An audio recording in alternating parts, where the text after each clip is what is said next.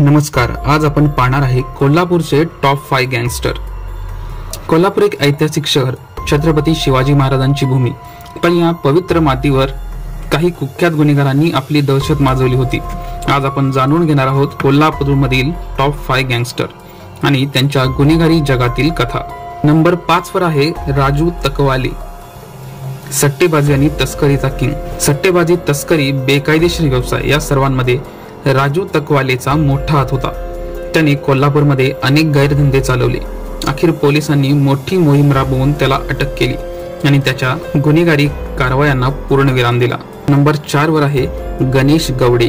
जमिनीवर बेकायदेशीर कब्जा करणे, खंडणी वसूल करणे हे गणेश गवडेचे मुख्य काम होते। अनेक वर्ष त्याने राजकीय दबदबा वापरून पोलिसांना चकवा दिला, पण अखेर पोलिसांनी मोठ्या मोहिमेत त्याला अटक केली आणि कोल्हापूरमधील त्याच्या साम्राज्याचा अंत झाला। नंबर 3 वर आहे स्वप्नील तहसीलदार। कोल्हापूरमध्ये अनेक गँगस्टर होऊन गेले, पण स्वप्नील तहसीलदारची दहशतच वेगळी होती। खंडणी, मारामारी, दहशत माजवणे यासारख्या अनेक गुन्ह्यांमध्ये त्याचा सहभाग होता। अखेर पोलिसांनी मोठ्या धाडीत त्याला अटक केली आणि कोल्हापूरच्या गुन्हेगारी विश्वाला हादरा दिला। नंबर 2 वर आहे पपला गुर्जर। राजस्थान आणि हरियाणातील पोलिसांना गुंगारा देणारा पपला गुर्जर हा कोल्हापूरच्या सरनोबतवाडीत आपल्या प्रियसीसोबत लिव्हिंग मध्ये राहत होता। एका मोठ्या तस्कर आणि टोळीचा म्होरक्या होता। कोल्हापूर पोलिसांनी शिताफीने त्याला अटक करून राजस्थान पोलिसांकडे सुपूर्द केले।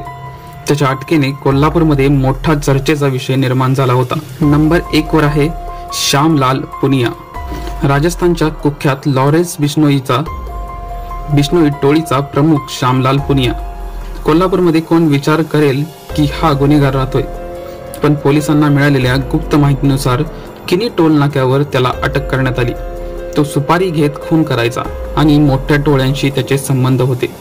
त्याच्या अटकेमुळे संपूर्ण राज्यात देखील खळबळ उडाली होती। कोल्हापूरमध्ये असे अनेक गुन्हेगार होऊन गेले, पण पोलिसांच्या कठोर कारवाईमुळे त्यांचे वर्चस्व संपले। कायद्याच्या कचाट्यातून कोणीच सुटत नाही, हेच या कथा आपल्याला शिकवतात। तुम्हाला हा व्हिडिओ कसा वाटला? लाईक करा, शेअर करा आणि चॅनेलला सबस्क्राईब करायला विसरू नका।